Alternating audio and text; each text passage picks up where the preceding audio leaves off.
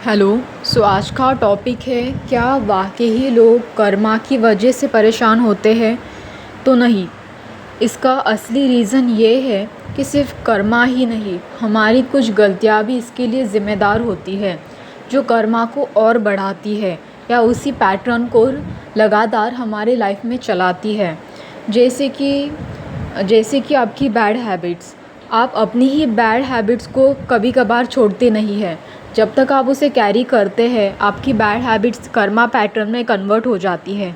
वो आप ही के लाइफ में आप ही की गलत एक्शन की वजह से बार बार नकारात्मक चीज़ों को और नेगेटिव चीज़ों को, नेगेटिव लोगों को, या फिर जो भी आपके लाइफ में नेगेटिव हो रहा है उसको अट्रैक्ट करती है।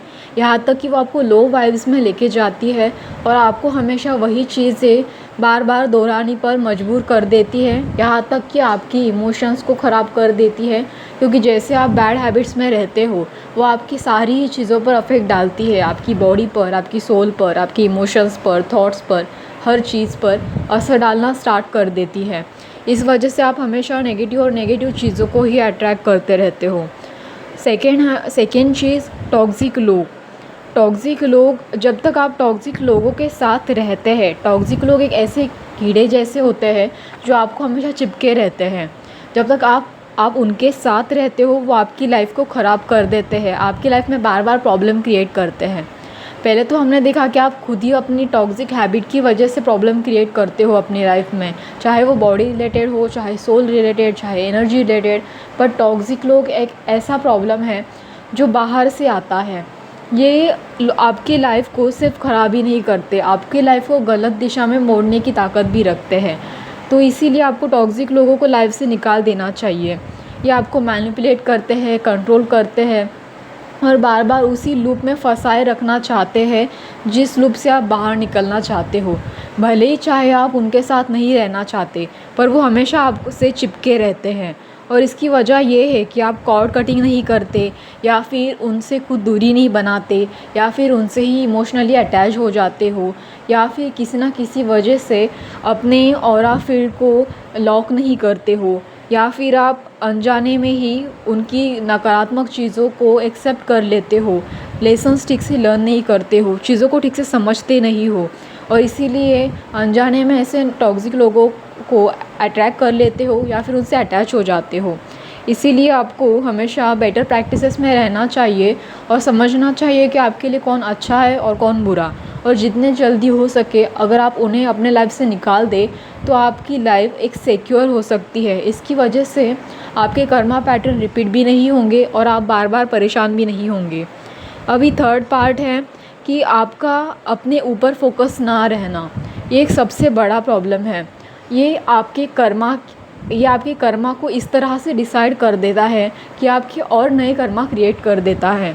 कभी कभार ऐसा होता है कि आप खुद को इम्पोर्टेंस नहीं देते, आप हमेशा इम्पोर्टेंस अपने आप से ज़्यादा दूसरों को दे देते हो। मतलब मान लीजिए कि आपको अपनी हीलिंग की ज़रूरत है, तो आपको सबसे पहले इम्पोर्टेंस खुद को देना चाहिए, पर आप अपने वाउंड्स क्रिएट कर अपने ही वाउंड्स को कुरेदते रहते हो। इसकी वजह से भी आप खुद ही नेगेटिव चीज़ों में फंसते रहते हो और आप कर्मा को दोषी ठहराते हो। कर्मा तो एक बस छोटा सा पार्ट है जो आपके साथ आप ही के सोल के हिसाब से डिज़ाइन किया हुआ है, पर आप ही की कई बार आप ही की जो भी एक्शंस है वो डिसाइड करती है कि आपके कर्मा को किस दिशा में डाइवर्ट करना है। तो बट आप उस चीज़ों को अपने आप पर फोकस किए बिना किसी अलग ही डायरेक्शन में भेज देते हो। जैसे कि अपने आप को प्रायोरिटीज़ ना देना, अपने नीड्स को ना समझना, अपने गोल्स को ना समझना, अपनी अच्छी और बुरी चीज़ों को ना समझना, या फिर लोगों को हमेशा अपनी एनर्जी ड्रेन करने देना, या फिर लोगों के अनवांटेड चीज़ों में फंसे रहना, लोगों की अनवांटेड चीज़ों की तरफ ध्यान देना। ये सारी जो चीज़ें हैं ये आपको अपने ऊपर से फोकस हटाने में मजबूर कर देती है। और आपका जिस दिन अपने आप पर फोकस हट जाता है उस दिन आपकी एनर्जी लो वाइब्रेशन में चली जाती है। और सबसे बड़ी बात कि खुद की हीलिंग ना करना, ये एक नया पैटर्न होता है। ये कर्मा के पैटर्न को और बढ़ाता है। जब आप अपनी हीलिंग को मना कर देते हैं, ये आपकी सबसे बड़ी गलती होती है। ये कुछ ऐसी चीज़ें हैं जो आपके कर्मा को ठीक कर सकती है, पर आप जब अपनी हीलिंग करने से मना कर देते हो तब आपकी इमोशंस आपकी बॉडी में स्टक हो जाते हैं, आप बार बार हर्ट फील करते हो और सामने वाले इंसान को भी हर्ट करते रहते हो। इस वजह से आपके कर्मा और बढ़ जाते हैं। हील होने की बजाय आप बार बार उसी पैटर्न में फंसते रहते हो, उसी पैटर्न को रिपीट करते रहते हो। और सबसे बड़ी बात ये है कि आप अपने ही इमोशंस को एक्सेप्ट करने से भी नकार देते हो, क्योंकि आप हीलिंग प्रोसेस के लिए रेडी नहीं होते हो। और सबसे बड़ी बात तो ये भी है कि आप अपनी गलती दूसरों के ऊपर थोपते रहते हो, चीज़ों को और ज़्यादा ख़राब करते जाते हो, क्योंकि आपके नेगेटिव इमोशंस आपको ये करने पर मजबूर कर देते हैं।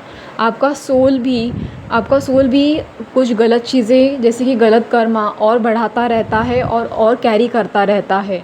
आप और गिल्ट पैटर्न में फंसते जाते हो। सोल एक लाइफ टाइम में अगर हील नहीं होता तो वो उसी कर्मा को दूसरी लाइफ टाइम में शिफ्ट कर देता है, बस इसीलिए क्योंकि आपने अपनी हीलिंग नहीं की है। तो ये इन सारी गलतियों में सबसे एक बड़ी गलती है। और फिफ्थ गलती कि आपने अपने लेसन्स लर्न नहीं किए। जब भी आप आपके खुद के लेसन्स लर्न करने से मना कर देते हो, अपने लेसन्स नहीं समझते या फिर बार बार वही गलतियाँ रिपीट करते हो, मतलब लेसन्स बार बार दोहराते हो, इसीलिए आपका जो सोल है वो एक बहुत बड़ा ब्लॉकेज क्रिएट कर देता है, जो बार बार आपको उसी पैटर्न में फंसाता है और पहले से भी ज़्यादा भयानक पैटर्न क्रिएट कर देता है, जिस वजह से आपको वही लेसन दोबारा लर्न करने की ज़रूरत पड़ती है। पर आप वो लेसन पहले से ज़्यादा हार्ड वे में लर्न करते हो, तब सिचुएशन पहले से ज़्यादा टफ बन जाती है और ज़्यादा ख़राब हो जाती है और बार बार आपको ज़्यादा हीलिंग की ज़रूरत पड़ती है। इसीलिए आपको सिचुएशन को समझना ज़रूरी है, लेसन्स क्या है ये समझना ज़रूरी है, अपने आप पर फोकस रखना ज़रूरी है, अपनी हीलिंग करना ज़रूरी है, और यहाँ तक कि आपको बैड लोगों को, टॉक्सिक लोगों को अपने लाइफ से हटाना भी ज़रूरी है। और सिर्फ इतना ही नहीं, ये तो सारी बाहर की चीज़ें हैं, पर अंदर की एक सबसे बड़ी चीज़ कि आपको अपने जो बैड हैबिट्स है उसको निकालने की ज़रूरत है। जब तक आप बैड हैबिट नहीं निकालेंगे तब तक हीलिंग नहीं होगी।